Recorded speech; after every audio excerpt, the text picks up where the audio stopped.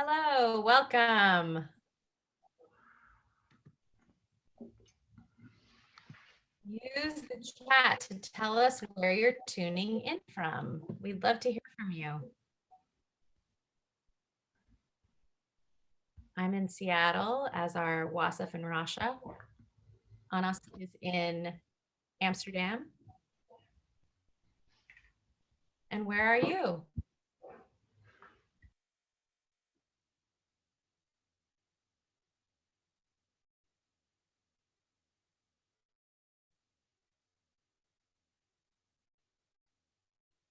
Once we've leveled off here, we'll get started.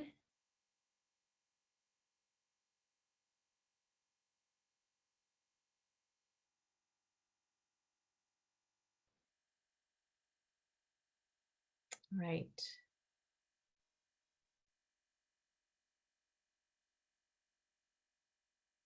Hello, Brea, California. Renton, Washington. Hi, Julie.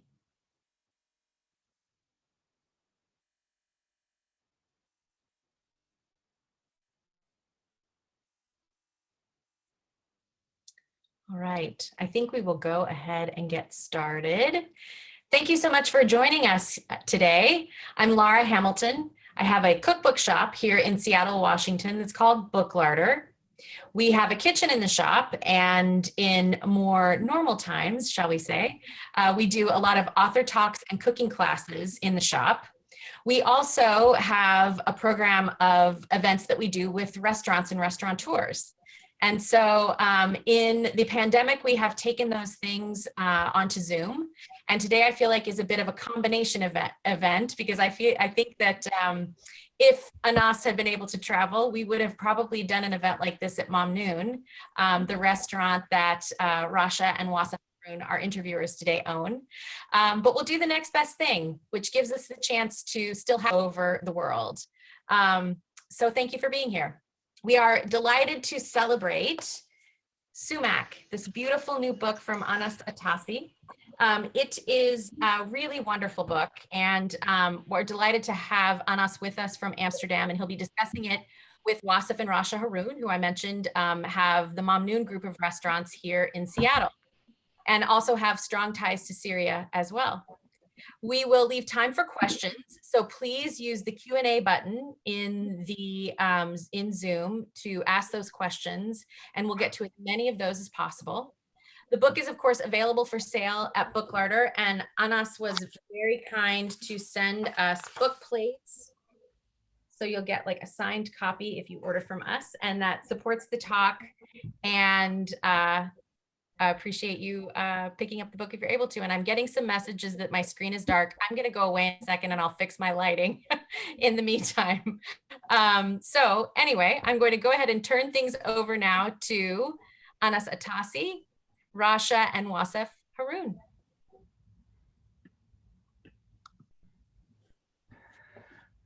Hello. Hey everyone.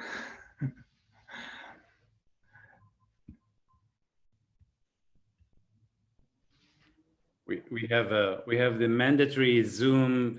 Every Zoom meeting has to have 5 minutes of working all the kinks out. So can you see us and hear us well, Anass?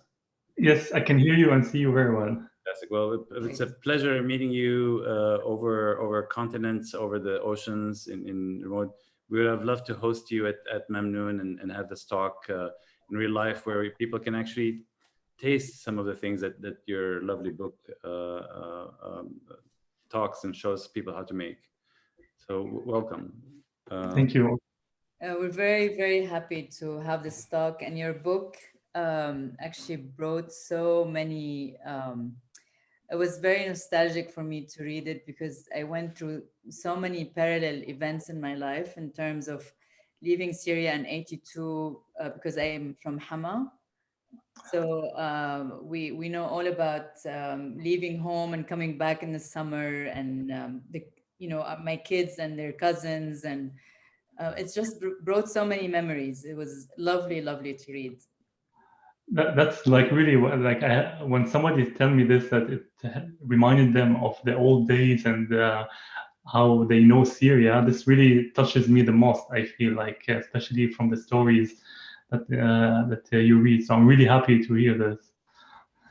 That's Anass, I noticed something very interesting reading about it. The book, by the way, it really is Gorgeous. beautiful, and the photography is spectacular, and I think your selection of recipes is very, very interesting. But there's you read a lot of Middle Eastern cookbooks, and they typically have a strong nostalgia, a strong connection with tradition, and I think you have some nostalgia in there, but it's actually very contemporary. It's about your experiences, and so very curious about that. Why did you decide to kind of make it more contemporary and less about tradition?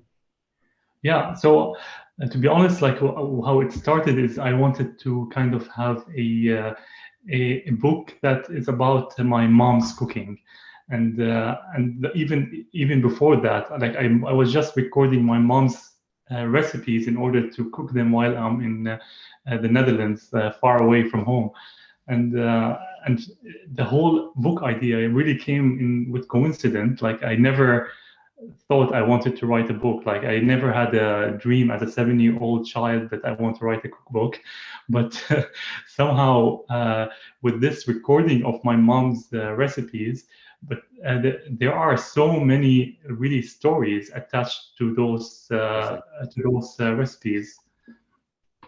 And Repeat just a little bit. You froze for a second.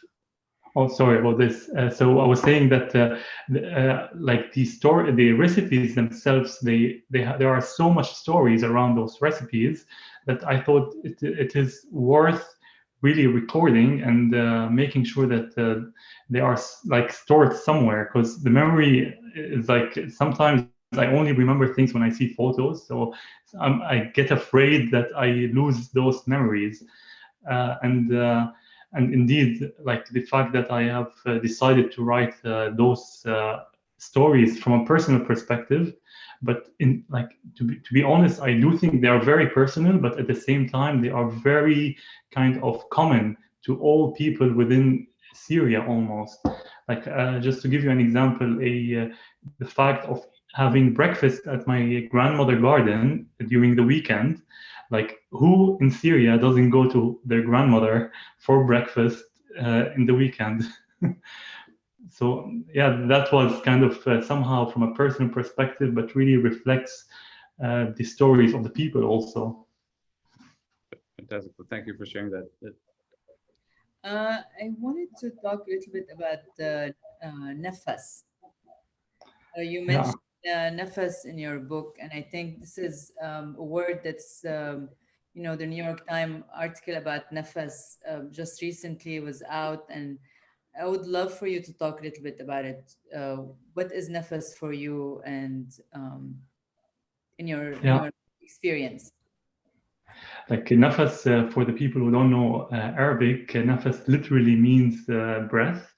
And this is like a compliment that you would give to a cook, like especially like an Arab or Syrian cook, if they have like a really good way of mixing ingredients, but also like the right kind of way of preparation in order to have the perfect balance of all the flavors within the dish. It is something that is not tangible, like you cannot really touch it. But you can definitely taste it. And it's like, even I gave an example of ka'ak. Ka'ak is a very simple cookie which doesn't have a lot to it. It's like dough, some water, some olive oil, and the sesame seed on top, and some other basic ingredients. But with this, like somebody with nafas can really make this very simple ka'ak very delicious ka'ak. Just following on from that, can somebody get nephes if they don't have it? I think, to be honest, I don't think I had nafas originally. Probably, I do think it's something that you can kind of train, and it's definitely something that can be trained. And but I don't know, like I cannot imagine my mom. For me, she was born with nafas, but probably she also was trained from my grandmother, for example. So how did you, for example, train yourself? I'm assuming you have nephes. Yeah. So to be honest, I always loved cooking sorry, I always loved food, and especially like cooking shows. Like I used to be in front of the TV for hours watching TV shows about cooking from Asia or Middle Eastern or anywhere. I would be watching those cooking shows with my sister.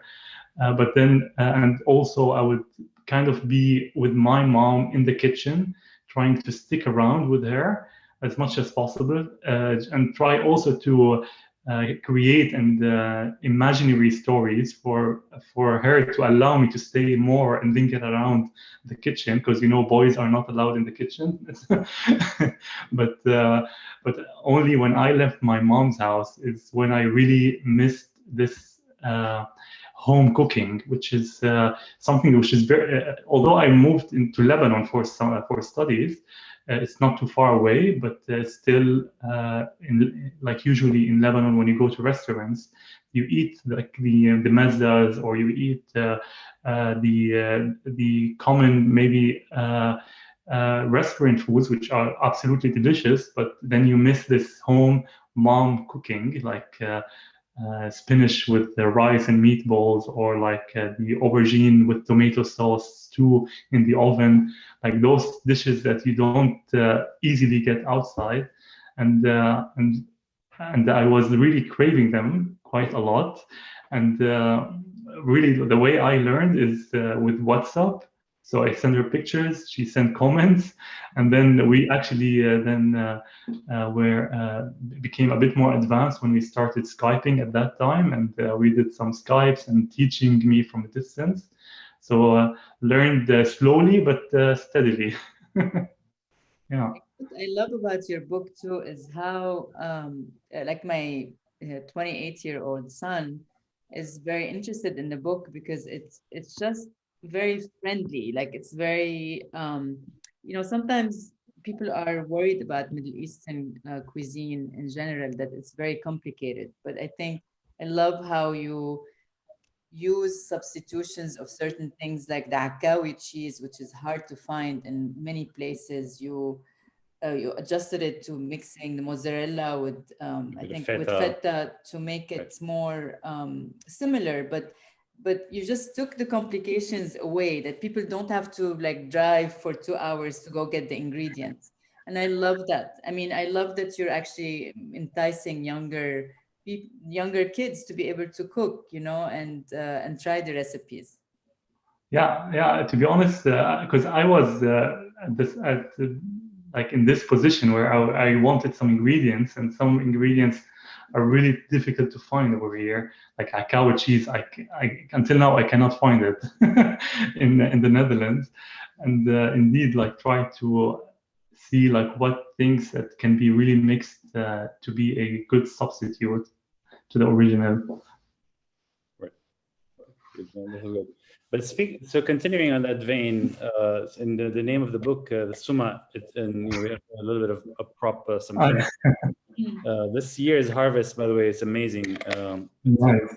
But even then, you do have to pick the right Sumac and the right za'atar, and so how do you have any ideas or thoughts in terms of how you select these ingredients, and what you should be looking for to get the best result?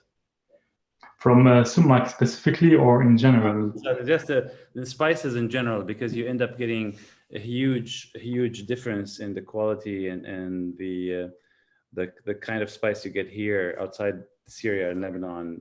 Absolutely. I some time ago I actually bought dried mint, which is not a spice; it's just a dried mint. But but I asked my mom also. It was okay. I liked it. It was fine. But then I asked my mom to get me some dried mint from Syria, and she shipped dried mint from Syria. And just the smell of the dried mint from Syria compared to what I got here, it's just so unparalleled. And to be honest, like for me, when I want to like test spices, it's by smelling. It's not by tasting. Like you need to really smell it and see, and also compare between two things until to see the difference. So if there is one tip for me is smelling, not tasting the spices. We found here that by going to a merchant like World Spice and asking them not to grind the spices for us until we need them ground, that makes a big difference as well. Absolutely. And freshness is also a very big element. So the spices do get stale over time, and they make such a difference in the cuisine that it's really advisable to try to get the freshest, best spices you can. It will go very far to making the recipes amazing, I think.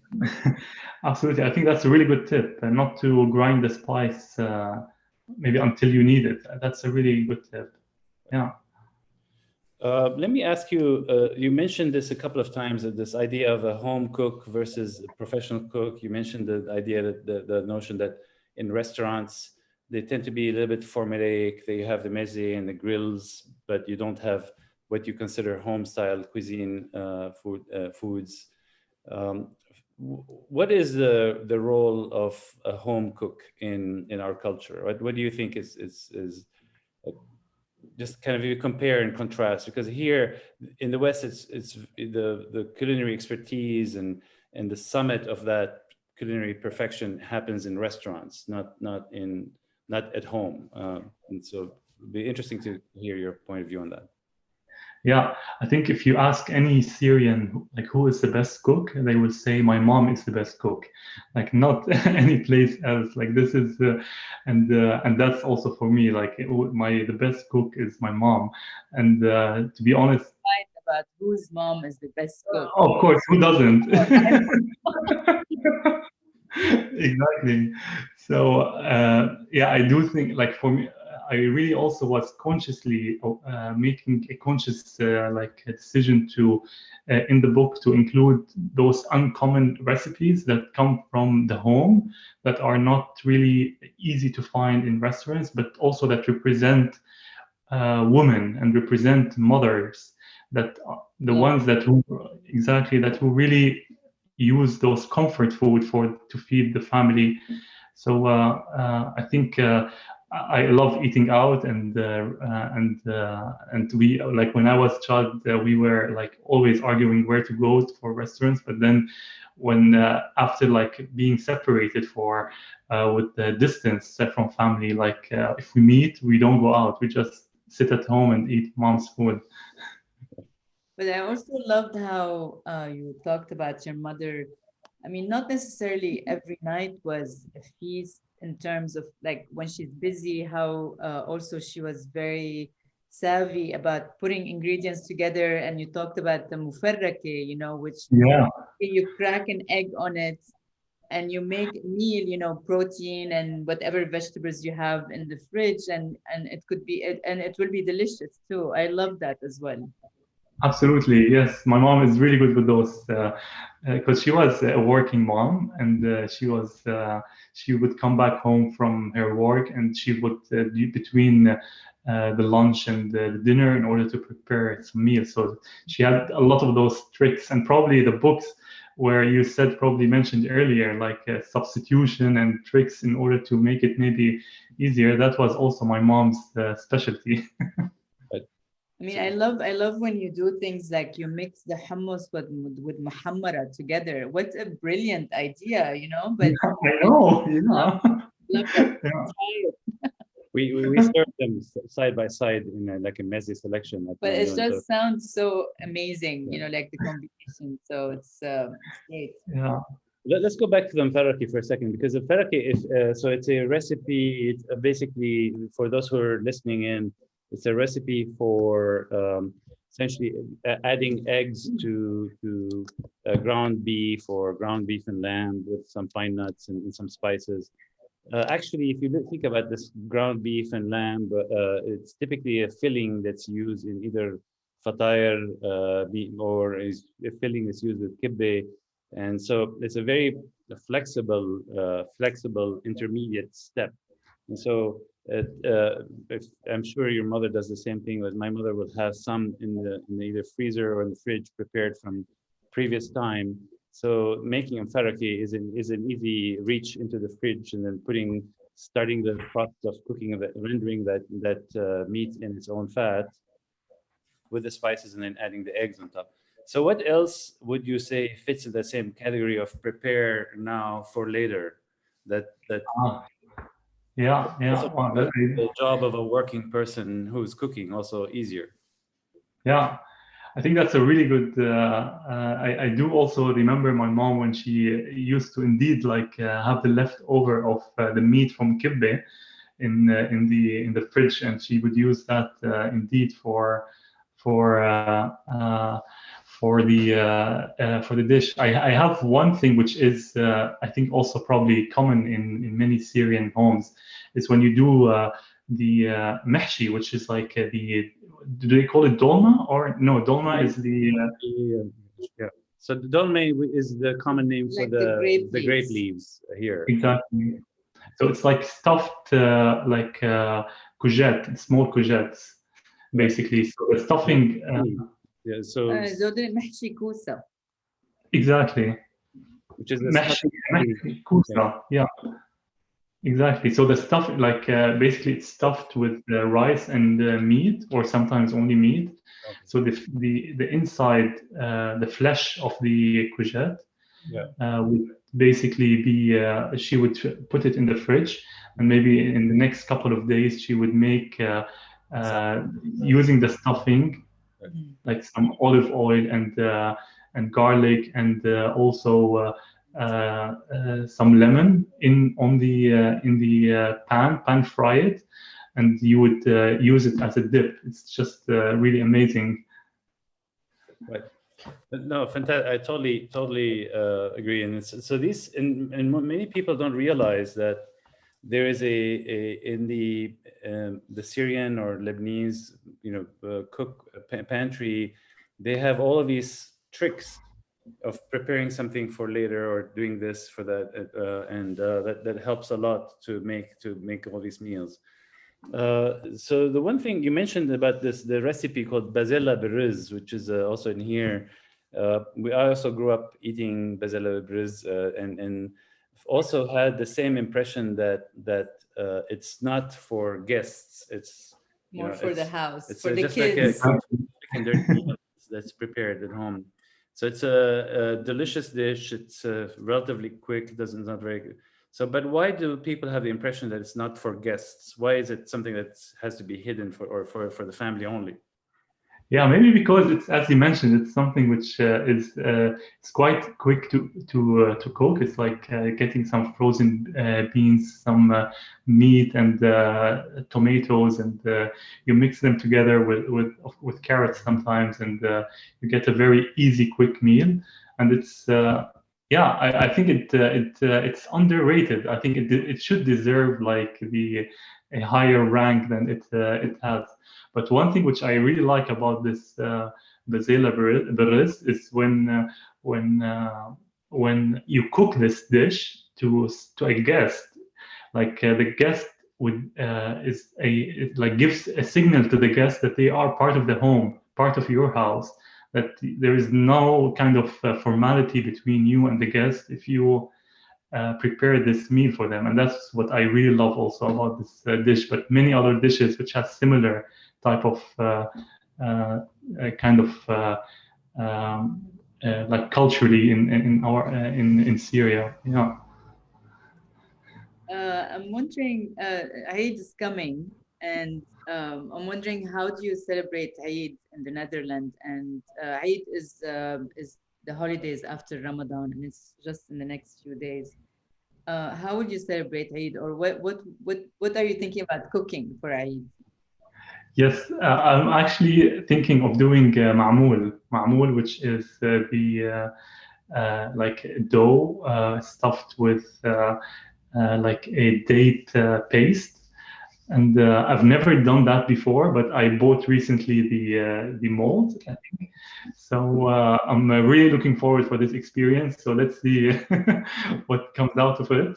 for our guest today, it's a semolina based dough, which is very tricky to make, to hydrate just right so that it holds, doesn't crumble, and doesn't get overcooked when you make it. So yes, good luck with Mamnoon. Thank you. We have a couple of things you mentioned also in the book. The role of hawadir. Hawadir in Arabic means the ready items, and it's also a way of referring to things that you can buy from a store, or that you can make at home, but you can easily buy from a store. Like typical would be labneh, which is strained yogurt. It's you can make it at home, but it's really impractical to make the quantities that people consume at home. Yeah. And so and we at Mamnoon, we've just started recently making some of our hawadir available in supermarkets. We're very excited about that. What are some of the things that you consider necessary to have available as hawadir that you would reach out for to complete a meal? Like I think you mentioned the labneh, which is the strained yogurt, but like to be honest, like labneh has never left the fridge of our family. Like if there is one thing in the fridge, is labneh. That's for sure. Next to the labneh, you would find, for example, a jar of olives, usually green olives in our house, and of course in the pantry, like za'atar, which is like a perfect also hawadir, like so easy to just have a dip with olive oil, flatbread, and za'atar for breakfast. I think labneh, za'atar, and olives. I think that if those are the three that are like, it's already like lunch, can be dinner or breakfast. And bread. Don't forget the bread. Of course, yeah, the flat bread. And you can live forever like that, and it's also very healthy. Exactly. Yeah. Fantastic.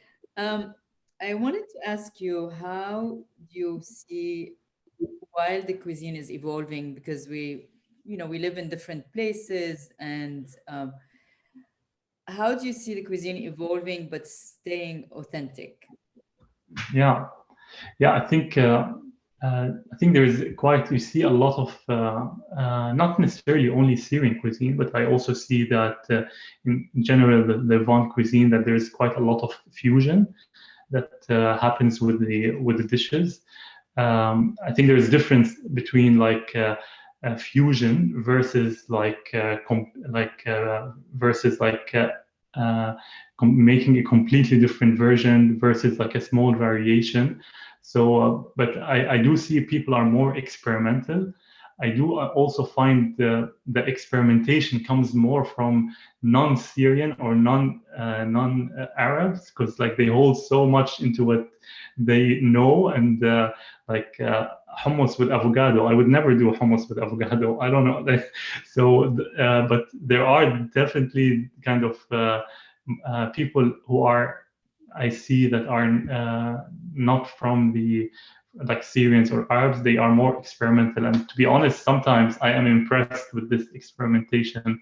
So I do think that the cuisine is definitely evolving, but at the same time, there is like this foundation, the base that is timeless, I think. And of course, every family, every village, they do a certain dish a little bit different, but the essence of the dish, the foundation is definitely the same. And I think there are definitely things that are timeless, and some dishes in Syria are like 100% timeless too. I love when you talk about baturish, from Hama. Yes, of course. Something that we're very proud of, and we have at Mamnoon, for example, and people were very like, what is baturish? And then it's nice to have the story available for people to know, like if somebody asks where is this dish from, and to know that it's somewhere where I'm from. And it's very interesting to have these regional also specialties and dishes. Absolutely. I love Batarsh, and I said in the book, like we went on a trip to Hama, and we had the Batarsh in one of the restaurants in Hama, and like all the family was like flabbergasted, like, what is this? What have we discovered? And as from that time, like it has become a dish which very often made in our family, but it's also a dish that you can have it by itself as dinner. Like you only need batish and flatbread, and that's dinner. So true. So, Anas, I want to ask you just a couple of questions about the book, the outline of how you decided to organize the recipes. I love the little stories in between, but I would love your thoughts on how you came up with this outline, and then kind of a related question is, how do you recommend somebody explore the book from practically? Meaning, what would you suggest? Start with the recipe, an easy one, going into something a little bit more complicated, or looking at it from the point of view of preparing a party or a meal, or preparing something for a quick for a day portion or something like that. So just some ideas for how to use the book would be really good. Yeah. So, just on your first question, like the way how I structured it was kind of organic. Like I had those stories that I really want to tell, and I had those dishes which I absolutely love from Syria, but also from my mom. Like there are a few stories, like the breakfast at my grandmother garden, and or my mom's annual women's only soiree nights. Just she used to host every year. Uh, Other stories about when I was a child in Syria, exploring the street food of Homs, and several other stories also, like the Ramadan table. So there were those tables and memories around those tables. And of course, with tables there are dishes, and most importantly, the people around around the table that I wanted to make sure that I kind of preserve as a memory, but also give them justice in the book. And with that, kind of the whole with those stories in mind and the dishes around it, it all really was so organic and easy to put together. But well, how to use the book? I think the first thing is you need to get the basics, which are the ingredients. And if there are like 3 ingredients that I would recommend anybody who wants to start Syrian cooking, and I would love to hear your opinion on this. So first, okay, the book called is Sumac, so I'm not gonna not say Sumac. So, Sumac, tahini, Good to have. and good tahini, exactly, and pomegranate molasses. I think those 3 ingredients, if you want to make a burger, you can make a Syrian burger with those 3 ingredients. So I think the ingredient, but there are of course like spice blends, like the 7 spices or allspice that also complement any dish to become like really a Syrian dish. So yeah, that's what I gave 4 probably, but I think the basics are those ingredients. But let's say we have the ingredients, and then how would you start training yourself through the book, basically? How would you do that? Yeah, I would maybe start with a simple dip. Maybe what do you think about mutabbal, or they call it baba ghanouj? Not very difficult. I think it's quite easy.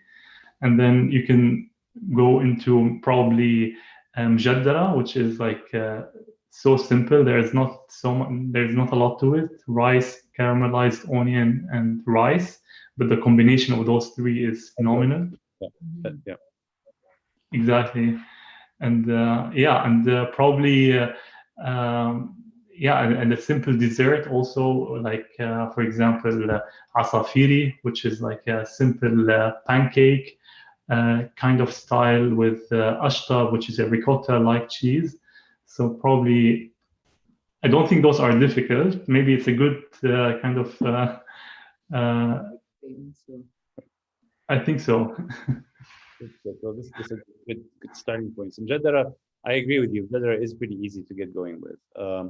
The baba ganoush or the mtabal, many people will have trouble with charring the eggplant on and knowing exactly how far to go. And most people stop before the right point. You actually really have to burn the skin off Exactly. the kind of messy. So just prepare yourself if you're doing it at home that you're gonna burn the skin off and you're gonna make a mess, which is okay.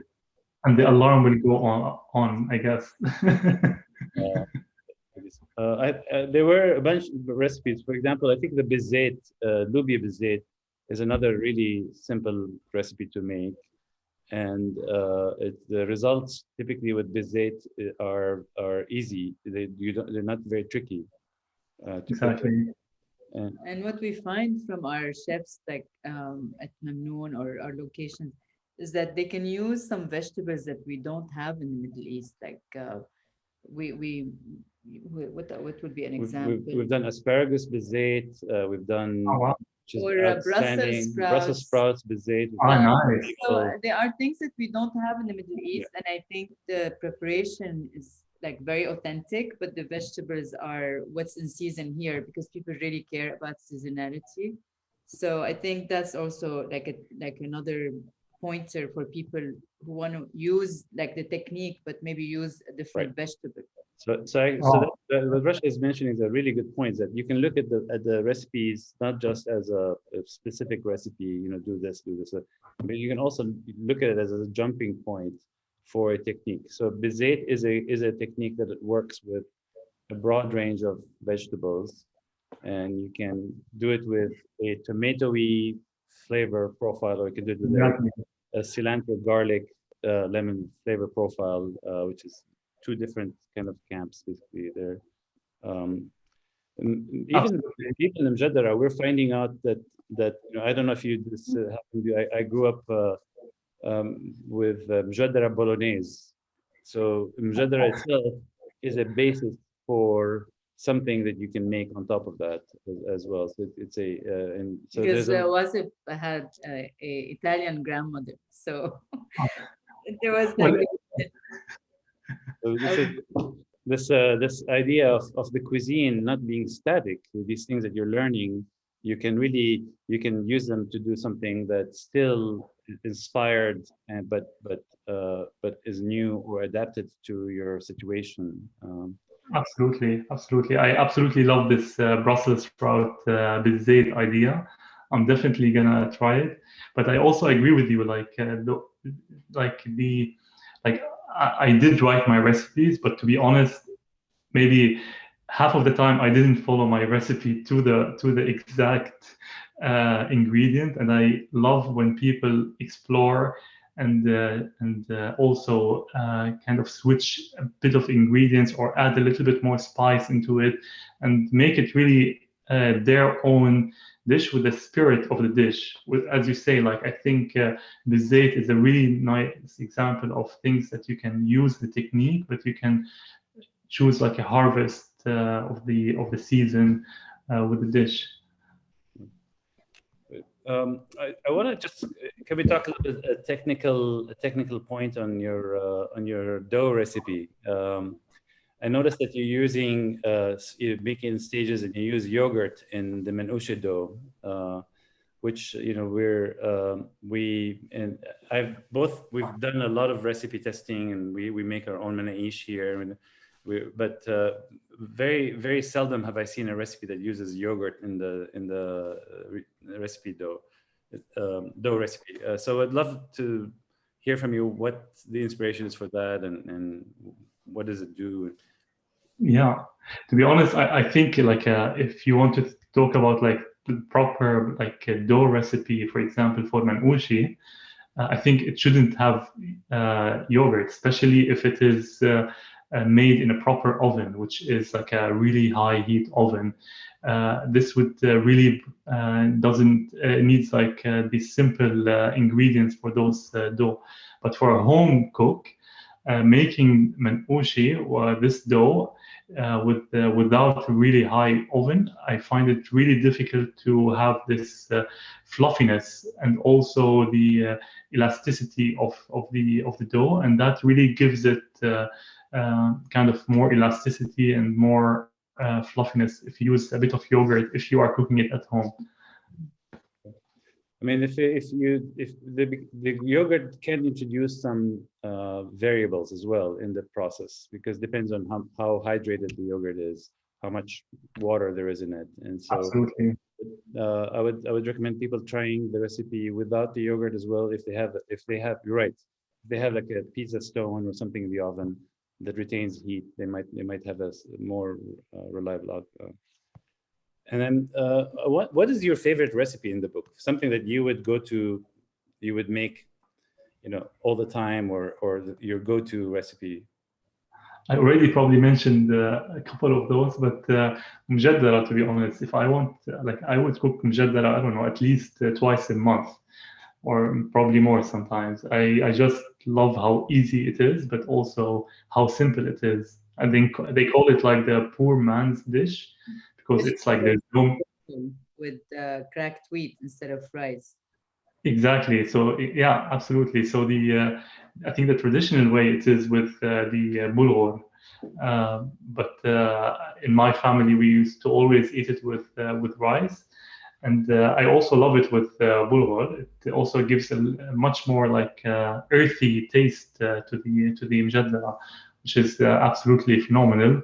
But this dish, I would cook it, quite often, and it's so delicious. And then, go ahead.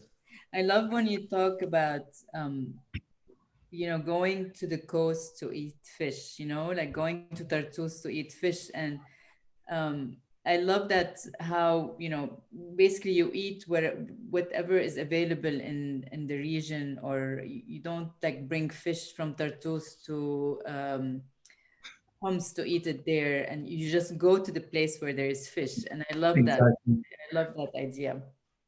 Yeah, exactly. I think I don't remember really ever eating fish in Homs. If we want to eat fish, we go to the coast and we eat it over there. Indeed. Yeah. That's really lovely.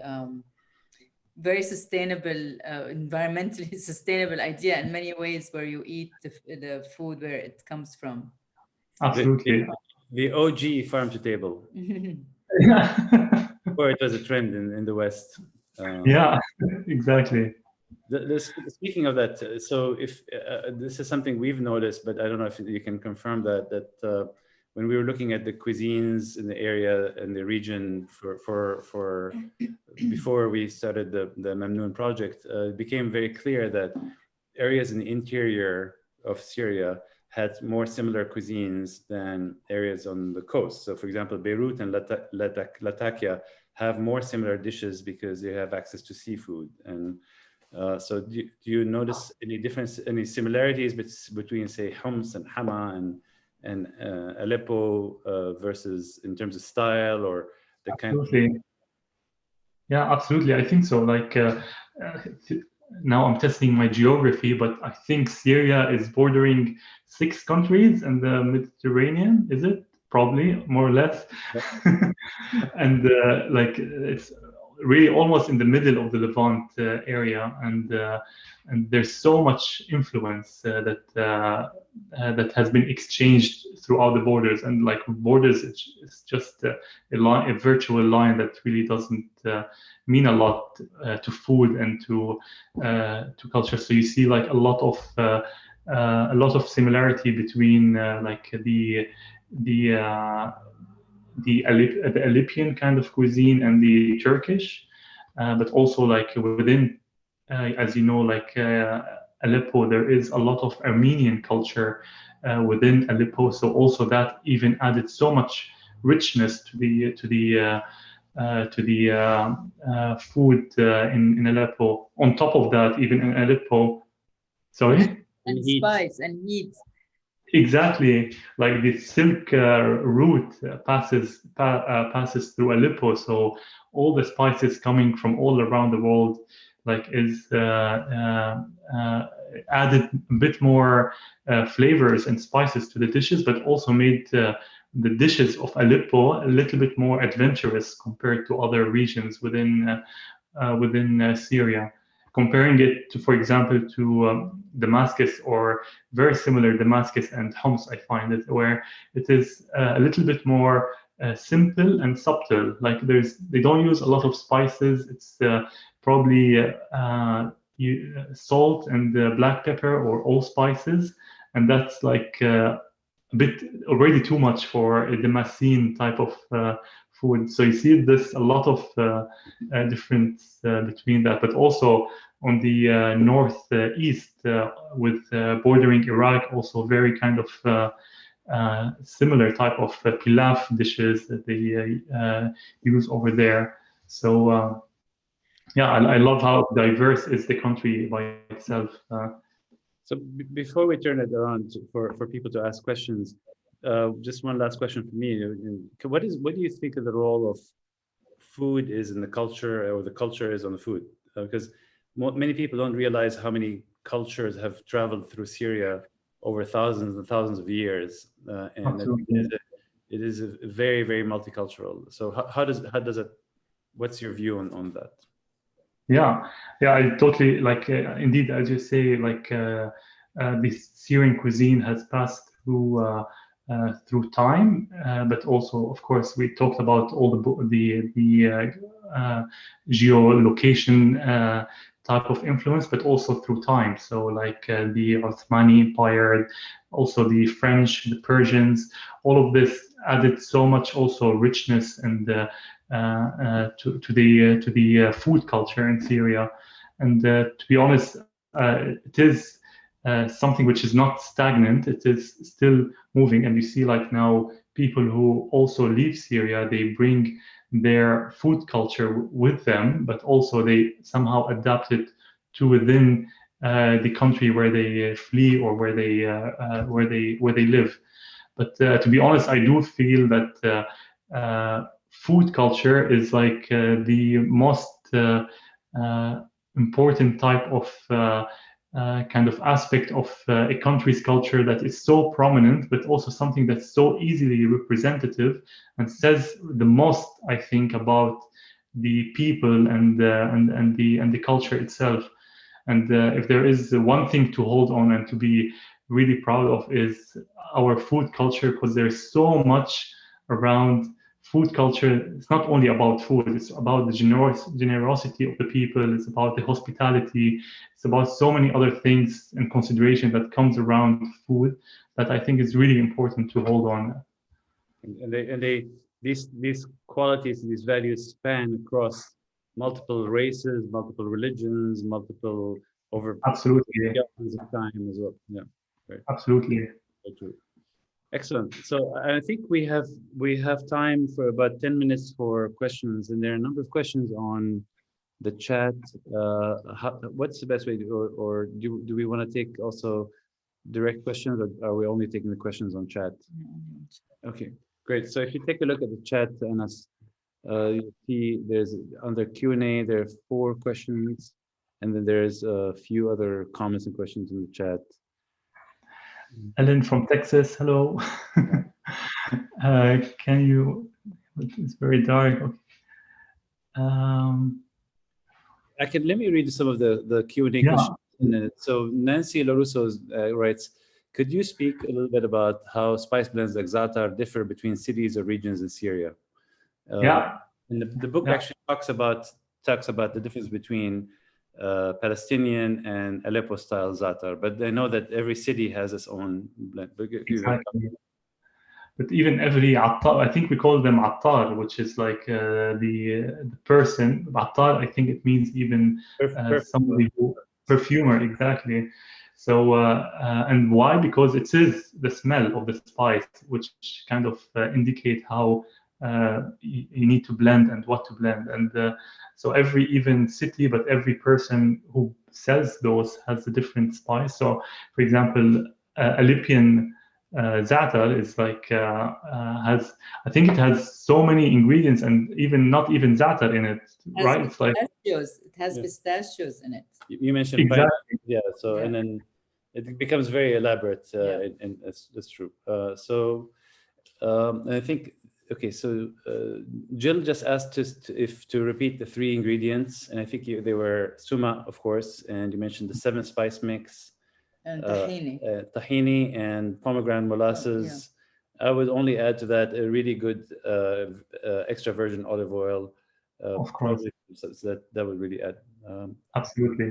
Layla Saliba asks to second Solma's question in the chat, recommendations for spice grinders, manual or automatic. Do you have any particular opinion on the spice grinders that you prefer? Yeah, I actually use the manual. I think the mortar and the pestle. I think that's I find it the best. If it's also a little bit more granular, like rough, not soft one, I think that also makes it best. At least that's how I think. I don't know. They last longer and they're more predictable in terms of the output. Exactly.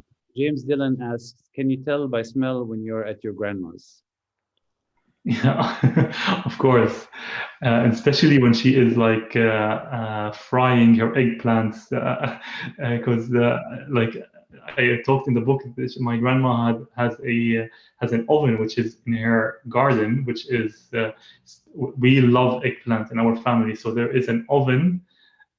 Only it's called the eggplant oven. So anything which is makes a lot of fumes and like when you specifically frying the eggplants is you prepare it on outside the house on the eggplant oven. So if I remember my grandma house, it's like the grilling of eggplants on the oven. Okay, let's see. And I'm looking at the I chat. just saw somebody's question about the best fish to use for sayadiyeh. What do you The best. as a fish to use for sayadiyeh? I mean, of course, our fish in the Middle East is different. Like we don't find the same fish here. But what do you recommend? I love sea bass. I think if it's a little bit more meaty and like thick, and kind of hold its structure. I think that's best. When they are thin, they're kind of lose the structure and kind of disappear within the pilaf. So There's one question that came across in the chat, which is, what dish is particularly unique to Syria that I probably wouldn't find in Lebanon or Turkey or Israel? What would you? yeah. I think you mentioned a really good one, Rasha, the batirsh. I've been I was just thinking about that. It's so typical of Hama, even like in this area, like you would. I don't think even anybody outside of Syria would easily recognize the dish yet. Yeah. Let's take a look. Let's see.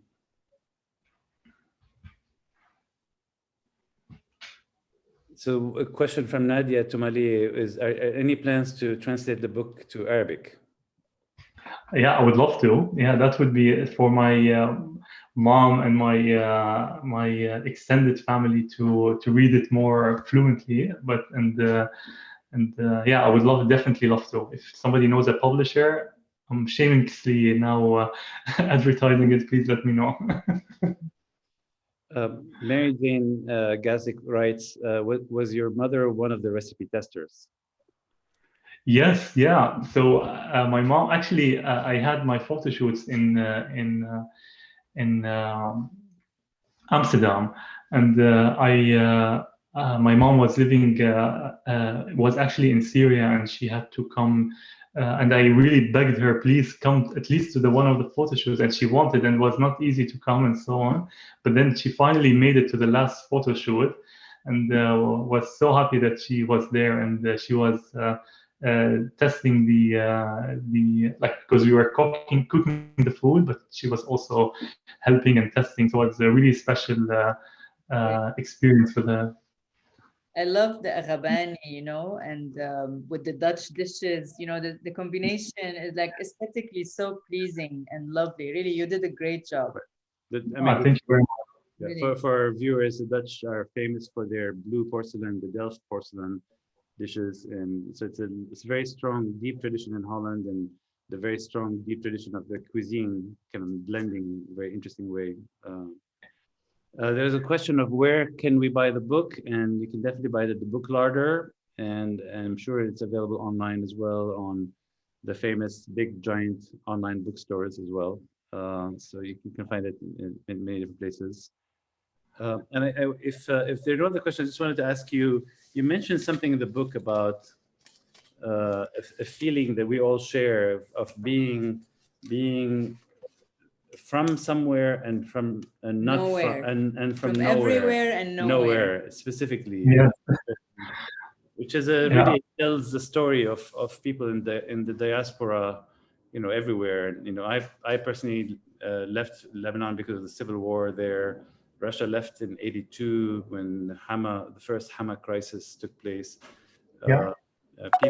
Millions of people have left because of the war and civil war in Syria. So there are millions of us scattered everywhere that are in the word in Arabic, غربة, Exactly. with really no way back. And actually, after a few years, making your life somewhere else, you might never go back. And so, what is the role of غربة? Do you see in the cuisine itself, and how do you see it evolving? Yeah, I really think would be like for me at least personally, the way I experience it, like the only way that I can feel a little bit more closer to home is really cooking and but also inviting people and bringing people home and trying the food and having this nostalgic kind of events that we used to have back home. And like sometimes it's unfortunate that like I would love one day to go back to my grandmother's backyard garden. I think it might never even happen, like with the same people, the same kind of atmosphere and so on. But somehow we always have hope, even though if the hope is even not reachable, like the dream. But we again, like we try to recreate it in where we are. And I think food, at least for me, I find it is the best connector, the bridge that I had on what we used to have and what we can still hold on. So yeah, I used to hear about Ghurbi a lot when I was a child. Like you talk about like those people who are mature talk about Ghurbi, but you really only experience and you understand exactly what that means when you leave, and especially when you leave in such a situation where it's so difficult to go back. Well, you're certainly doing your part in helping preserve parts of the culture. So really, I hope so. Thank you so much. Thank you. It was lovely talking to you.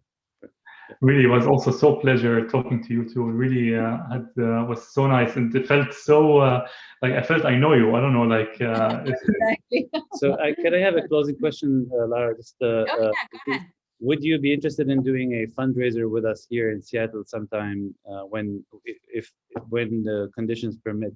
I noticed I would absolutely love to. Absolutely, like on everything.